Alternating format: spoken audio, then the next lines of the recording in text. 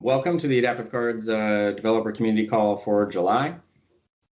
These calls, hopefully some of you are familiar, maybe there's a couple new faces, but basically on the second Thursday of every month at 9 a.m. Pacific time, we talk about the latest happenings with Adaptive Cards. Usually I'm hosting it. I'm Matt Heidinger. David Clow is not in today. He kind of helps me run everything. And Andrew Leader is usually on our team as well. But so I'll be your host today, and we have some kind of cool stuff to share. So two things happened since last month, and they're very completely unrelated, but these are the two general things we'll talk about. So the Microsoft Fabric UI, or it used to be called, I think, Office UI Fabric, is a set of controls. It used to be purely for Office tools, but they're rebranding it, kind of scoping it Microsoft wide. But it's effectively a set of UI controls and style and theme that Microsoft apps are using, and it's used in a lot of places where you would integrate with Microsoft apps. So if you click on their link, you'd see here they have a set of controls. They're currently React controls, and then they have native iOS and native Android that they're starting to roll out now. But you can just think of these as a set of UI widgets, not unlike jQuery UI of previous eras, or any kind of control-like widget library you would think of. But how does that relate to Adaptive Cards? Well, it relates to Adaptive Cards in here is, if this all booted up correctly, yeah. So we released earlier this, just a couple days ago, really, the Adaptive Cards -Fabric library. And it effectively lights up an Adaptive Card with Fabric controls. So if you're already writing your app using Fabric, you're already taking advantage of Fabric, they have some better controls than, say, the browser provides out of box. So you get a better date picker. You have the ability to do toggle-like controls. This GIF is kind of showing. And this is actually just the page here. So all that's happening is this is our normal Adaptive Card input form that's existed since the beginning of our Adaptive Card samples. The only difference is that the rendering has been lit up. So the card is the same. The JSON is the same. The difference is the rendering side. The host app has decided to light up certain controls with Fabric. So this is Fabric's calendar picker. It's certainly an improvement over the native browser calendar. The drop-down box has autocomplete functionality, so you can type. The check buttons or checkboxes can have a toggle UI if you choose to have them. So it basically just makes it so that your Adaptive Card, if you're already using Fabric, looks and feels exactly like your app would expect in Fabric. And it's actually quite easy to do. I won't go into a ton of the code, but if we quickly just kind of pull up how we built it, it uses a standard part of extensibility that exists in all of our libraries. And so we have a element registry. So for a lot of you, this will be repeat. For some of you, it might be new information. But the Adaptive Cards SDK was always designed to be extensible. You can extend the schema with custom elements of your own, or if you want to own or draw, I don't know if that's a Microsoft phrase or not, if you want to custom render an element, you're able to do that too. So really quickly, I'm going to pull up our docs and show JavaScript extensibility. So this is typically what we refer to as extensibility. But this is a code sample that shows how you would extend the card payload to register a progress bar, for example. So this actually is adding a new element type that would only work in your host. So this works if you're rendering cards, and let's say you want to display a progress bar and you have some JSON schema. So for example, you want to allow something like this. Well, progress bar doesn't exist in Adaptive Cards today, but using this API, you can extend the schema to add your own things or remove support. Maybe you don't want support for action.submit, for example. You would use this action type registry and deregister. So the Fabric controls, so the same pattern applies if you want to custom render an existing element, so input.date. And so that's effectively all that this library is doing. Whenever an input.date is encountered in the adaptive card payload, then the fabric control date picker is used. Same thing for input number, input text, input toggle is a toggle. So you kind of get it. So effectively, when you install this library, you do everything you would as expected. You have your card, you new up the card, you set a host config, you do all this, and then there's this one method that exists in the adaptive card fabric library that says acfabric.useFabric components, and that wires up the mapping with the element registry. And then your card renders as you would see. So if you're using Fabric, I've gotten this question a lot at Build as time went on. So you know, if this is useful to you, great, let us know. And if not, at least maybe now you're aware that there's a lot of extensibility built in our SDKs that not everyone may be aware of. So if anyone has thoughts on Fabric, I'll kind of keep an eye on chat. And if you're using it, please let us know. Okay, that was quick. The other thing, completely unrelated. We have been talking a lot about templating and data binding and some hypothetical, wow, if we have these templates, couldn't we have, you know, a template repository and a template service? And so what I'm going to show next is a sneak peek of that service. And before I get into it, the lawyers did make sure I added this. So the service is provided as is with faults, and it will have faults. And it's not supported in any way. It does have the ability for you to send us data, and so we're not doing anything with the data. It's literally a couple lines of JavaScript right now, so your data is immediately discarded. But that said, as it evolves, any data collection from the service, you know, is subject to the Microsoft privacy statement. And at some point, we may have our own privacy statement that's specific to us, because we don't really. I don't know, there's no need for us to keep the data, as you'll see, but just to kind of keep that aware, this is a service where you would send data, which so far the Adaptive Cards team hasn't, it's a new realm for us, just as our team. So let's take a look at what that looks like. So hopefully this is usually the best way I find to demo this. The Microsoft Graph. And let me reboot this. So the graph is a set of APIs that let you learn, or your organization learn, about the goings on in the organization. So employee data, mail data, files, SharePoint stuff. It's just a set of APIs that your organization can use, or you can build apps to use to, you know, just empower things that are happening around people in your organization. So for example, if I hit graph.microsoft.com/me, and so this is the tool I'm in right now is called the Graph Explorer.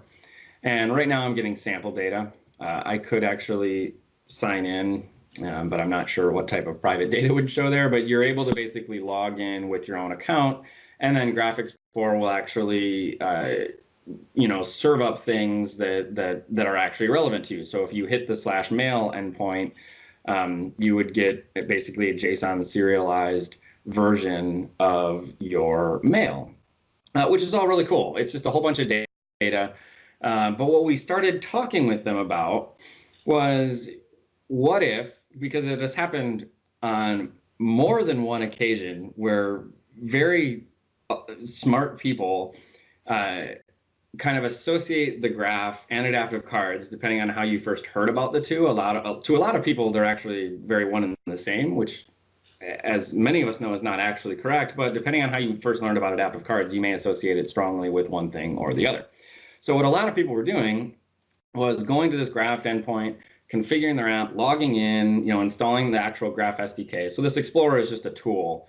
Not unlike the Adaptive Cards Designer, right? It's just a tool to help you learn about what it can do. And the Graph Explorer is the same way. But once you feel like, okay, I know what calls I want to make, then you would install the SDKs and start integrating it into your app.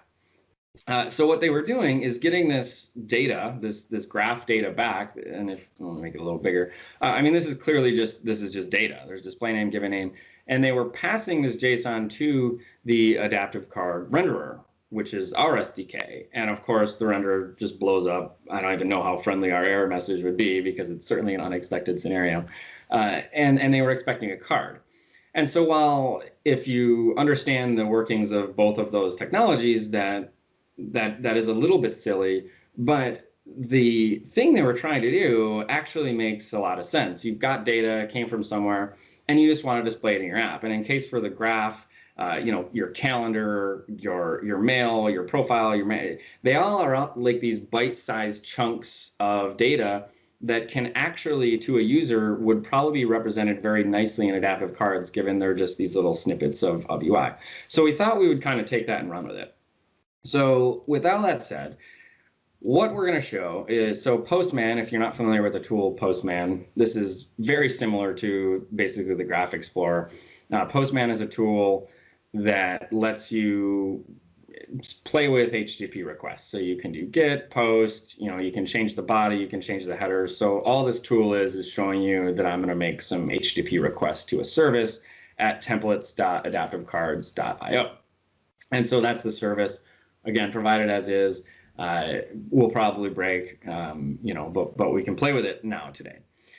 So what I'm going to do in the scenario that I'm trying to enable is, can I display this data as an adaptive card very easily without a lot of effort? Because that's what we see people doing. So the first thing I would want to do is find out, do you have an adaptive card template for this data? And for that, let's take this data, let's post it to an API at templates.adaptivecards.io/find. And so what I'm doing is an HTTP post to this URL, and here's the body. I'm just sending my data. This is my data. In this case, it's graph data. It could be schema.org data. It could be any data you want. And what I'm trying to do here is say, hey, do you have a template that knows how to render this type of data?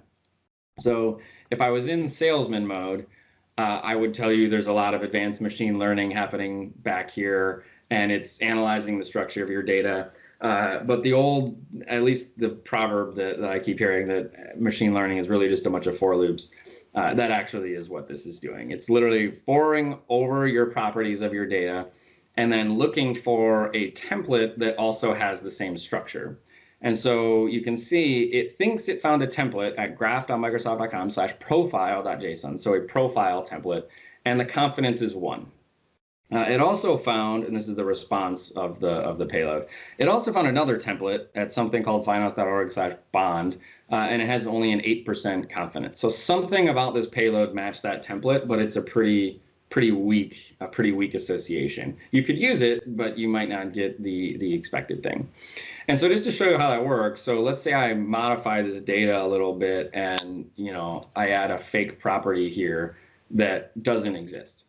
And so I'm going to run that same request, and now we're still going to get a match at profile.json, but the confidence has now gone down to 92%.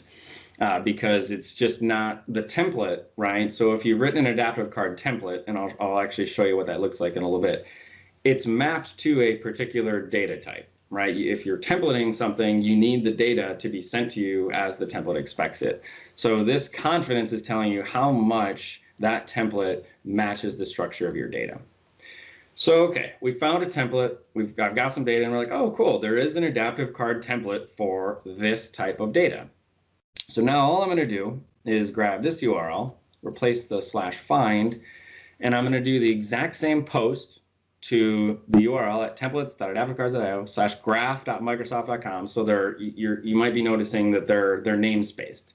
So our set of templates are going to be namespaced, and these are public templates, right? This is a public endpoint, and I'll show you where they're hosted, and we'll get into a lot of that. But these are effectively public templates that are scoped to a particular thing. In this case, the Microsoft Graph. I'll show some schema.org stuff. I'll show some financial templates. So we'll basically have a set of templates for each domain, if you will. So now what's going to happen? Let's do a post to that template with the same data and hit send. And the response now is an adaptive card. And what I'll do is head over to adaptivecards.io/designer, and I will paste that adaptive card.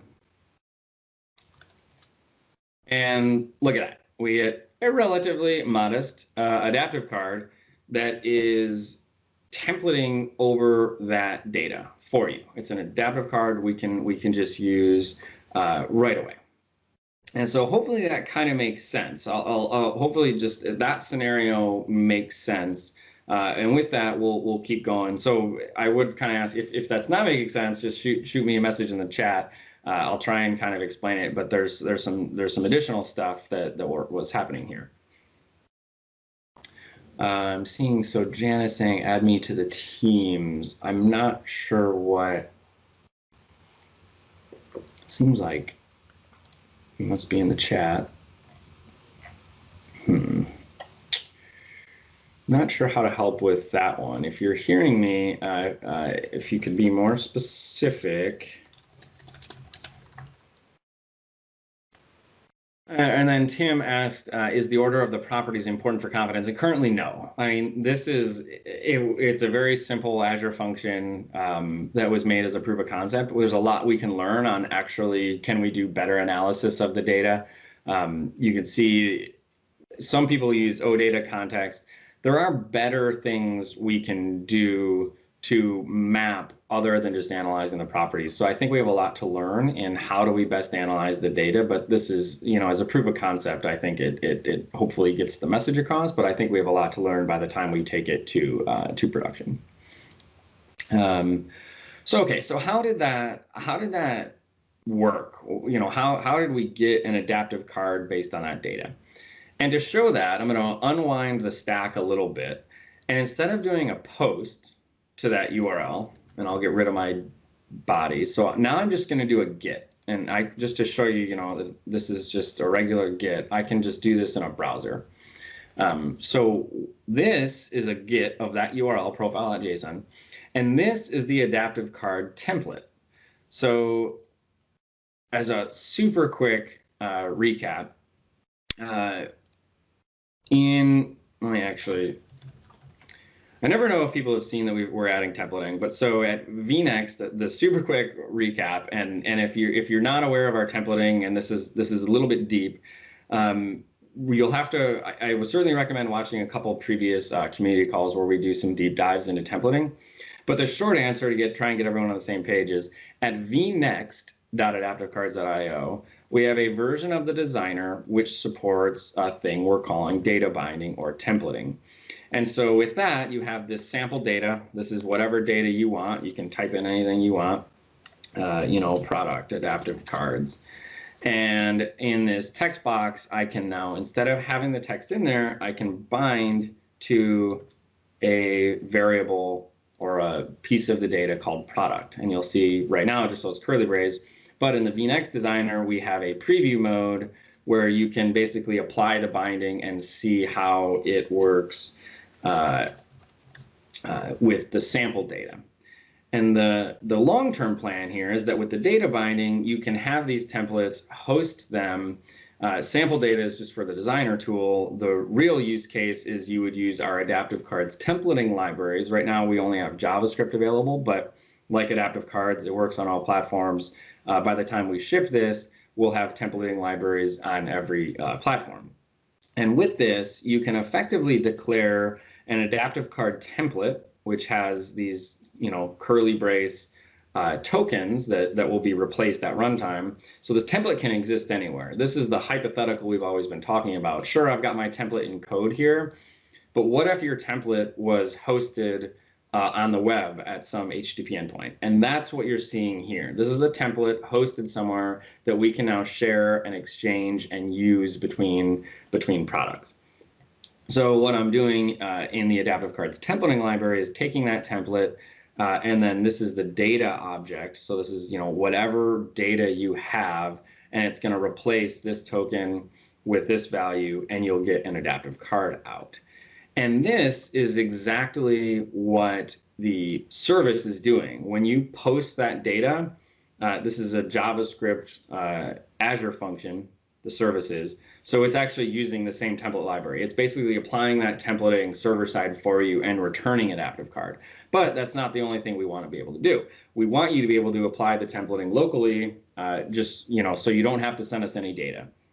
That's been a key thing, a key advantage, I think, about adaptive cards templating is that we as an industry and an organization and cross organizations can co-author these templates and share them because there's no private data in the template itself. So the template, if I just do this git here, it's just the layout. It's the look and feel of the template, but it doesn't have any actually private data in there. It's just got a bunch of tokens. So if you want to write some really cool templates over, say, like Azure services, so we can, write templates over my website status or my deployments or DevOps stuff, or basically any type of thing you'd want data. We can as a community write these templates, share them, and I'll actually show how we're considering doing that as well. But you never have to send the data to any service, not templates.adaptivecards.io or anywhere, because these templates are just hosted on the web. They can be hosted publicly, pulled down, and then the data buying is actually happening on the client. So instead of posting, what I could do alternatively is just get this template. I would do the same thing. I could do /find, and I could say, okay, you have a template at this location, and then I could just do a git at that template URL, get it down, and then use the templating library to have all the templating happen locally. So hopefully that makes sense. There's some other things we can do in here where I can say sample data equals true, and if I send that, and I can show that in the browser as well, sample data equals true. And this is going to include this kind of special property called $sample data. And what $sample data is doing is exactly what you would expect. It's just a set of sample data that makes designing this template easy. So our plan is, or at least a plan, is to be able to take this profile or any template you find, where we keep using the same one, but there's actually a handful of these, and say, give me the sample data. You take that, you paste that into the designer, and what the designer will do is know about that $sample data, look for it, maybe at paste time, we're not sure on the experience. It will take that out and effectively put it over here in the sample data editor. So you don't have two different blocks. You don't have to get the template and the data. You can get it all in a single request and then paste it all in. And then now I've got, an adaptive card showing sample data that is, it just makes it very easy to now design my card with this sample data in here. I could rearrange things. This again is a very modest card in its layout, but you can hopefully see the power in having the template with the sample data. It just creates a pretty good design time experience, and the service being able to return that for you when you want it. May or may not be useful, but that is a function of the service as of today. So, couple comments. I'd like to come in from, okay, I'm in this way. So, Janice, I'll try and, sorry if I'm saying your name incorrectly, I'll try and address that after the call if you want to stick around on the way you joined it. Eric said we've been doing this by hand, processing our cards through Razor, and totally some other folks I know have been doing that. We've realized this as a problem. It's why we ship the object model APIs. If you're like a .NET Core app and you just want to build up cards, and Tim commenting did the same thing. And then Thomas asked, is it working? I'm getting just a template, no data. It would work again. So I haven't documented the service. You're kind of seeing it as I'm building it. The hope is that, so I'll try and help on this, but it's going to change quite a bit. I really wanted to get in front of you guys at a very early state. So it's certainly not up to snuff as, please start beta testing this. But I did want to at least show someone by next call. Hopefully we'll have more fleshed out on this, but there's no special headers. I can try and actually help you after the call, Thomas, as well, because it should work. The only difference is you either do a git or a post, and in the post body needs to have the card and it should pre-populate, or sorry, the data, and it should pre-populate the card. So that's a look at that. we're pretty excited about this. I don't have any other, actually, let me see. I've got one other example here. So I think this company recently changed their terms. So I've actually been reading this, so I'm not sure I can completely use it today. But basically, as just another example, IEX Cloud, IEX Trading, I think is the company, offers a set of stock services to get stock data. I've used this a couple times, what the plan here was, but I think they've changed their terms recently, but I can at least show a sample, is the same thing. So just to make sure the scenario is sticking, I'll do one other thing. So this was their data that they used to return. And you can see I did this from May 3rd. So this is just stock data, completely different domain, has nothing to do with the graph, has nothing to do with the adaptive card, it's just a bunch of data. So the scenario is, hey, I'm building a stocks app, and I'm using IEX trading, and I want to know, is there an adaptive card template, right? Hopefully you're just kind of seeing a pattern. So I do a post to find with this data, and I do that. And you can see I got a template URL, iextrading.com/quote.json. So again, instead of graph.microsoft.com, you can see it's now namespaced to a completely different domain. And I have 100% confidence that this is correct. And so now if I post to that URL with the same data, I should get back an adaptive card that now I could paste into our designer. And some bugs because I added some server-side formatting, but you can kind of see in general, you get a stock template. And the plan is, as we flesh out the templating, we need to be able to do some things that the templating engine can't do today. And this is, as a quick aside, to preemptively kind of address the question that inevitably follows these demos is, when is it going to be released? When can I start using it? And the answer, for better or worse, has remained the same. We're not actually marching towards a date because we are effectively coming up with a language, and you realize that the language has expressions and a set of functions. Like, for example, the data that was returned here, to show you the data, is 128.9. That's a perfectly valid decimal. But to an end user, financial data, right, at least in the US, is rounded to 2 decimal places. So it should be 0.9 as the display.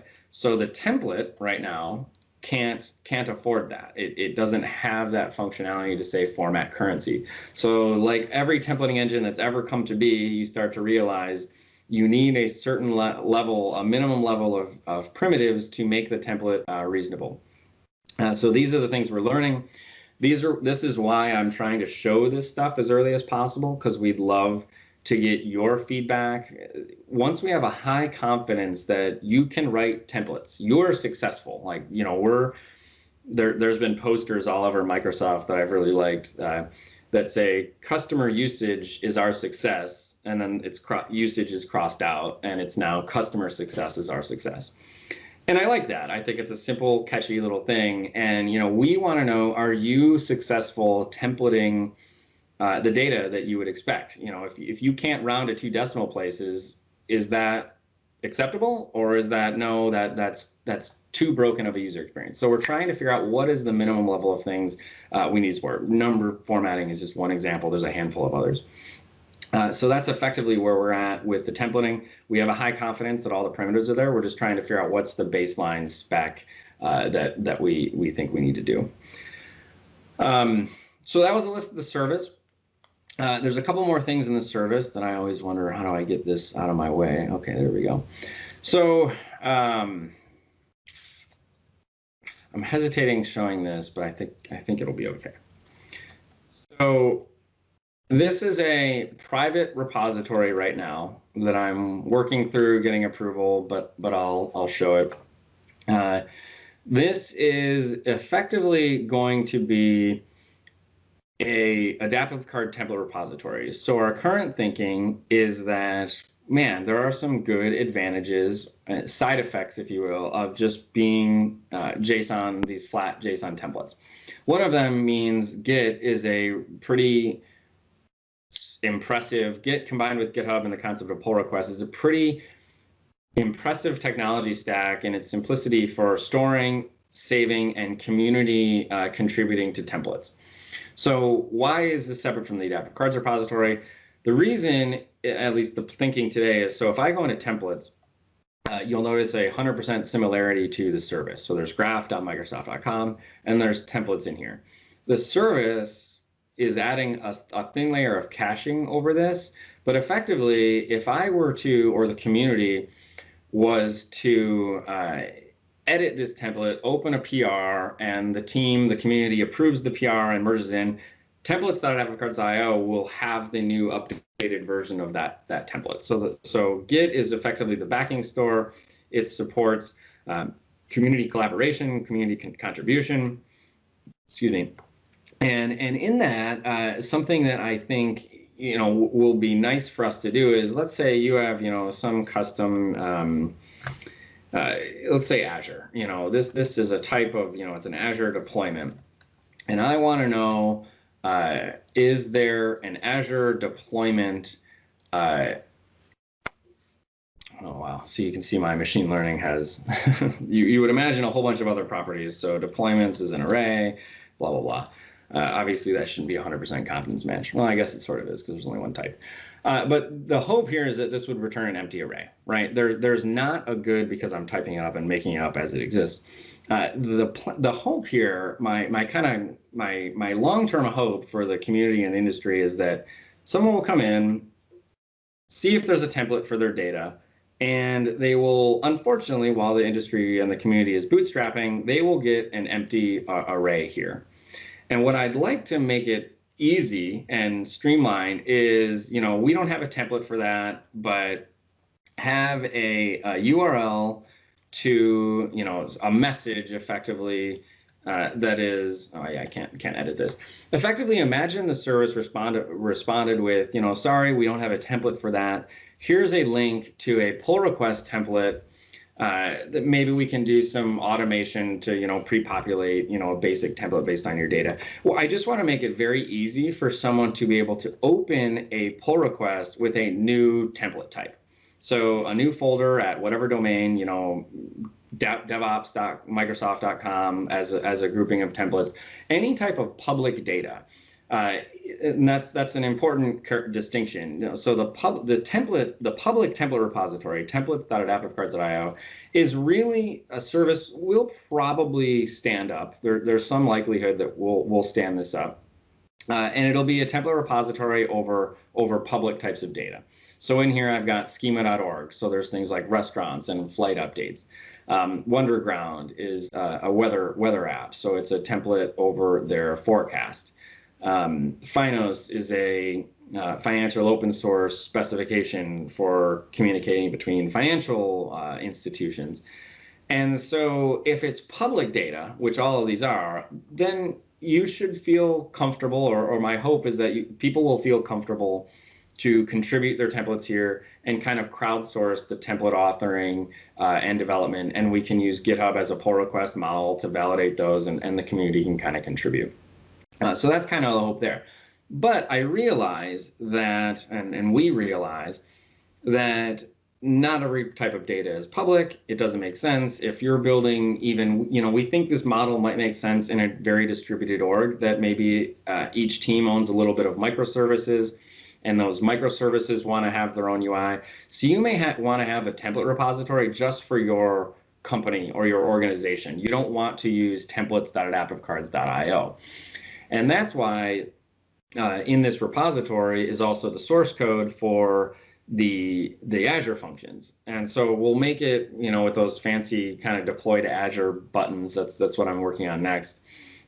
We wanted to make it very easy so that you can bootstrap your own template repository into an Azure instance or whatever, as long as you meet the REST contract. We're going to ship a source code. We're planning on shipping the source code for Azure functions.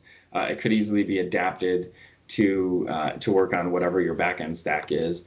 But the hope here is that you could deploy it and you get the same functionality at actemplates.myorg .com. You wouldn't have to use the public one. So that's kind of the thinking on a lot of this stuff. I'd be very excited to learn your feedback. Again, I know I kind of beat this one into the ground a little bit, that we're trying to make these things available and support you in just helping us get a high confidence. Can you write templates over your data? And that's really the question we're hoping to get at. So with that, let me switch back to chat really quickly. So it looks like folks had success getting the templates to work with posts, so that's good. The service works.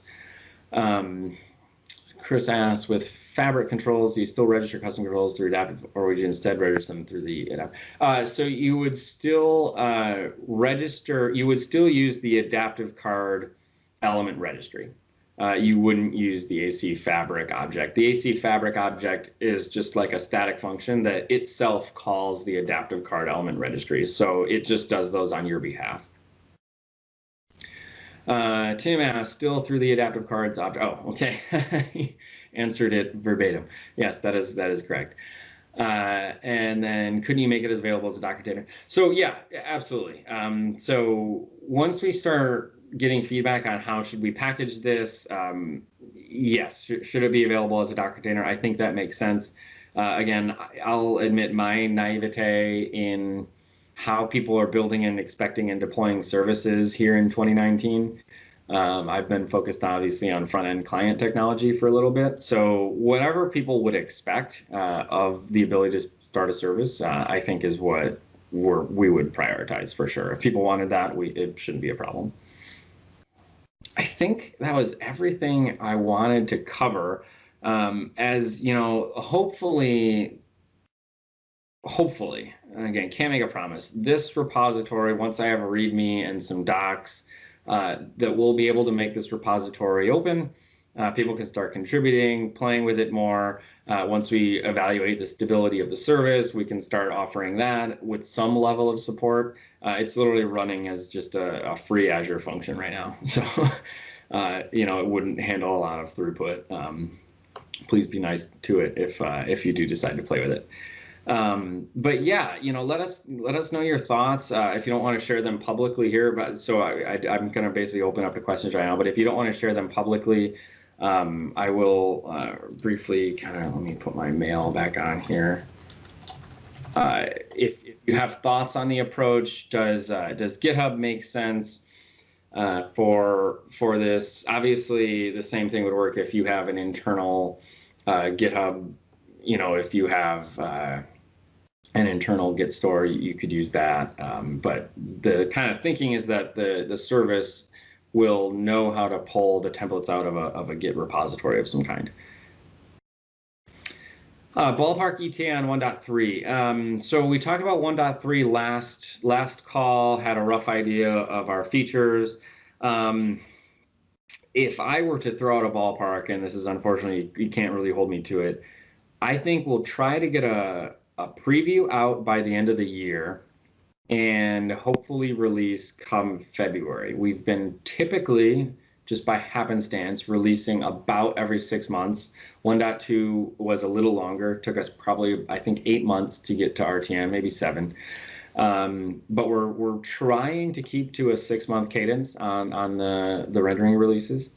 So we are making good progress. There's a really nice portal we're kind of showing that covers the features, and starting to spec them and starting to code them. So Brian asked, do you have information on HTTP post actions breaking in Outlook Desktop? No, I was not aware that HTTP post actions were breaking. If you send me a mail, I can put you immediately in touch with the actionable messages team, and we can address that. I assume it's a known outage if this is a known thing. I'm unfortunately not aware of that, and I don't think David's on the call.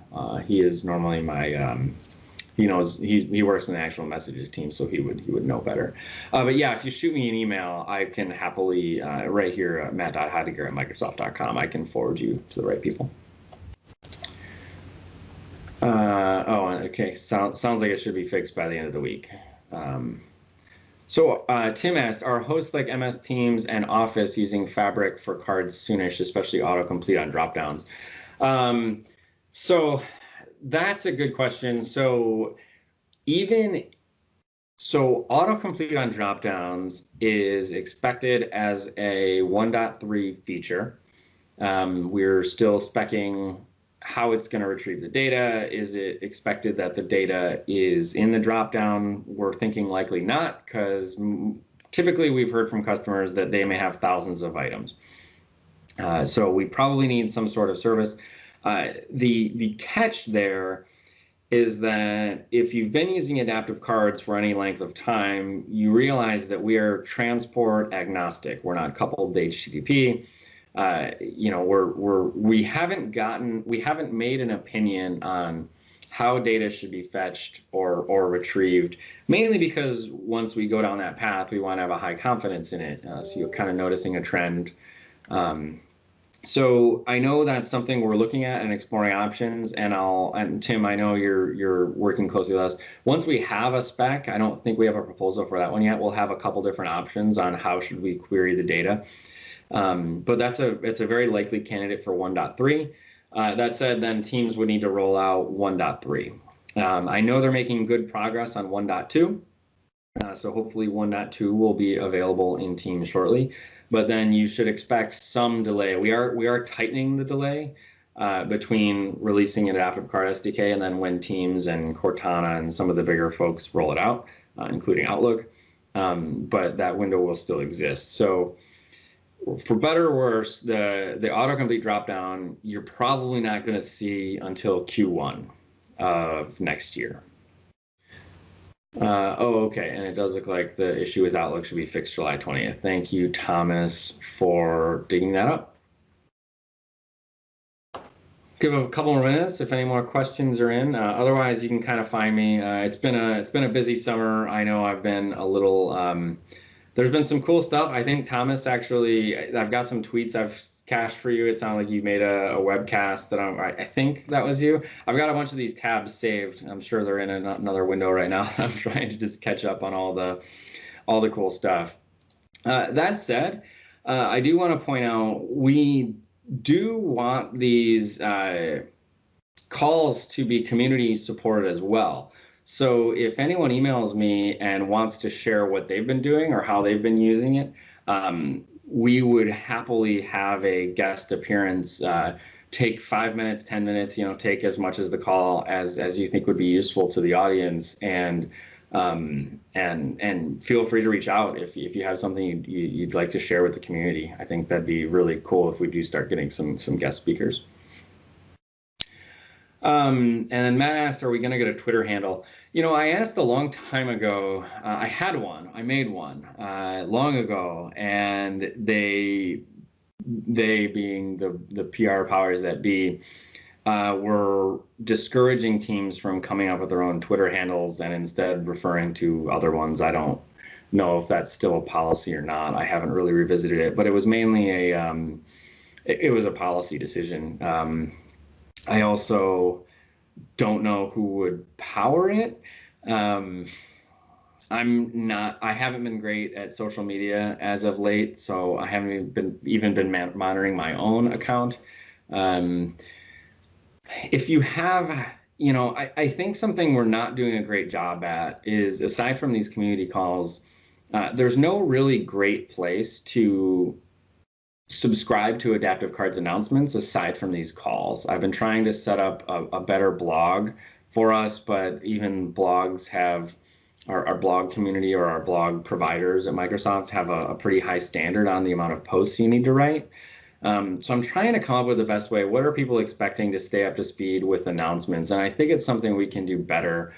A Twitter handle might be a good way to go about that. If you have feedback on that, Matt, if you wouldn't mind shooting me a mail on what you would get from that, if you think it's, if it's just a good way to subscribe to updates, that might be a good way to go, to be honest, to give us a lightweight way, smaller than blogging, but stuff that we can share, because really we're using this we're really using this forum to kind of share with the community. But it's so video and it's not very text heavy that having a mix of the two I think would be useful.